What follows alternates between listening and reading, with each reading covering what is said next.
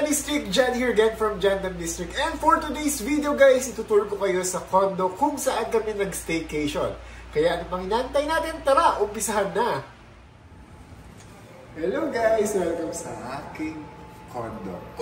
Charot lang. So guys, by the way, pagpasok nyo ng unit, makikita nyo itong mga appliances na pwede nyo gamitin kapag nag-staycation kayo dito.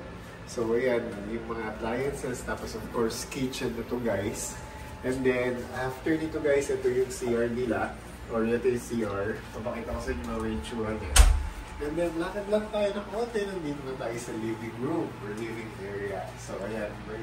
May wifi sila dito. May libreng wifi. Tapos may Netflix pa dyan. Pwede yung gamitin. Tapos, napakasimple lang guys ng itsura ng lugar. Kung titignan nyo guys, saan ko minimalist siya. Tsaka napakalinis guys. Tapos ang bango-bango pa ng unit na to. Tapos sobrang sulit pa guys. Mamaya babanggitin ko kung magkano. Masya-shock kayo. So imagine guys, nasa 3 Quezon City kayo at yung presyo mamaya ako babanggitin. Tara dito tayo sa may kwarto naman. Sa may kwarto, makikita nyo is ito na yung aircon nila. Aircon. And then ito yung first bedroom, ito yung bed. Tapos guys, ang kinaganda dito guys, meron silang guest kits. Kasi sa mga pinag-staycation na namin recently, siguro mga 5 o 4 na pinag-staycation na namin, walang guest kit, walang sabon, walang shampoo. So kami pa yung bibili, pero dito meron. Tapos guys, ayun nga, ang presyo nung nakuha namin dito is 1,399 lang or almost 1,400. Tapos guys, meron pa siyang ino-offer na iba pang unit, pero yung unit na yun naman is, ano bang tawag doon? Yung isang diretso lang. Nakalimutan ko yung tawag, pero may other unit pa sila ng 1,299 naman. So itong 1 bedroom is 1,399.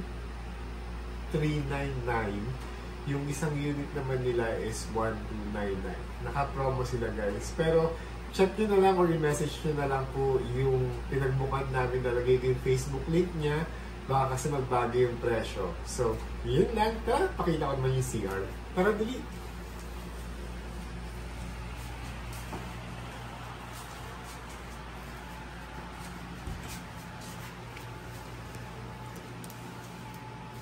Ito yung CR guys. So, unfortunately, wala siyang hot and cold shower.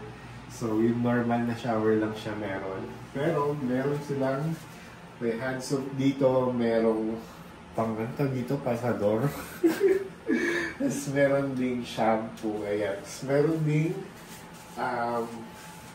washing machine na pwede nyo gamitin. So, yun lang guys. So, sana na-enjoy itong tour na to. And guys, if you have any questions, clarification, please comment down below and don't forget to subscribe para maging updated ka sa aking mga latest videos. So, see ya!